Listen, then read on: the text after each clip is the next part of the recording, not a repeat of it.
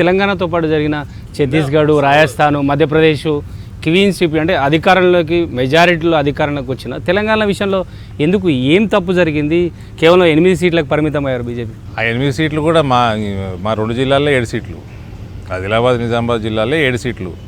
కాబట్టి ఎందుకు సమానంగా రాష్ట్ర వ్యాప్తంగా మనము పెరగలేకపోయినాము? సో ఏమేమి తప్పులు జరిగినాయి ఇవి మనము చూసుకొని మనము పార్టీ ఇంటర్నల్ విషయాలు విశ్లేషణ చేసుకొని రానున్న కాలంకి నెక్స్ట్ ఎలక్షన్కి మనం ప్రిపేర్ అవ్వడము సబబు. మీరు ఎన్నికల ముందు పసుపు బోర్డు ప్రకటించారు, జాతీయ పసుపు బోర్డు ప్రకటించుకున్నారు, ప్రధాని చేత ప్రకటన చేయించారు. ఇప్పుడు మీ పార్లమెంటుతో పాటు ఎక్కడెక్కడ మీకు ఆ ప్రభావం ఉంటుంది? రైతులు ఎట్లా ఉన్నారు? రెస్పాన్స్ ఎట్లా ఉంది? అసెంబ్లీ ఎన్నికల తర్వాత కూడా ఆ ప్రభావం ఉంటుందా? నేషనల్ టర్మరిక్ బోర్డు, జాతీయ పసుపు బోర్డు వల్ల దేశం మొత్తం ఉన్న పసుపు రైతులకు ప్రయోజనమే.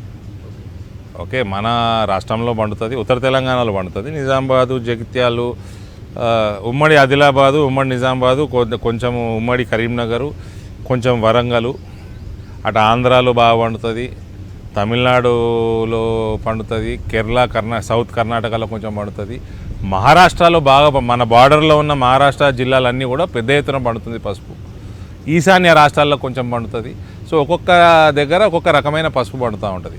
సో ఒక పసుపు బోర్డు వల్ల దేశంలో ఉన్న అందరు పసుపు రైతులకి మేలు.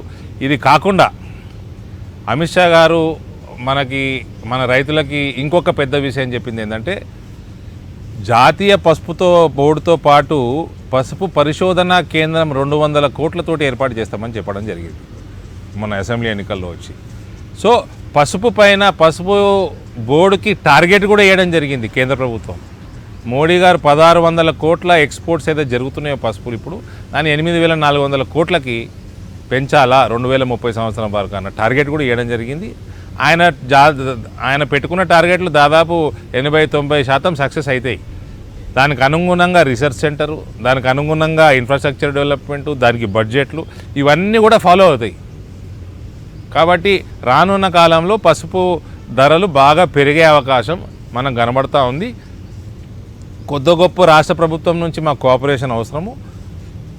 ఇంతకుముందున్న ప్రభుత్వం లెక్క కోఆపరేషన్ చేయకుండా రేవంత్ రెడ్డి గారి ప్రభుత్వం ఉంటుందని నేను అనుకోను. పార్లమెంటు ఎన్నికల ప్రచారంలో ప్రధానమంత్రి సభలో కానీ మీ జాతీయ అధ్యక్షుడు నడ్డా సభలు ఎన్నికల ప్రచారంలో సభల్లో కానీ ఇంకా తెలంగాణకి ఇవ్వాల్సిన ఏమైనా హామీలు ఉన్నాయా? ఈసారి ఎన్నికల ప్రచారం పార్లమెంటు స్టార్ట్ చేస్తే ఎలాంటి హామీలు ఇచ్చే అవకాశం ఉంది? ఇప్పుడు నాకు పసుపు పరిశోధనా కేంద్రం అన్నారు. నిజామాబాద్ ప్రాంతంలో 500 పడకల బీడీ కార్మికుల కోసం ప్రత్యేక హాస్పిటల్.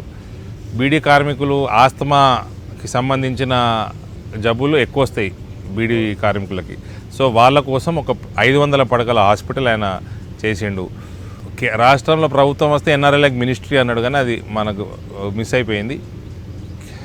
రేవంత్ రెడ్డి గారు ఎన్ఆర్ఐల కోసం ఎటువంటి ప్రక్రియ మొదలుపెట్టినా పూర్తి సహకారం కేంద్రం నుంచి ఉండేలాగా మేము చూస్తాము. మా సహకారం ఉంటుంది.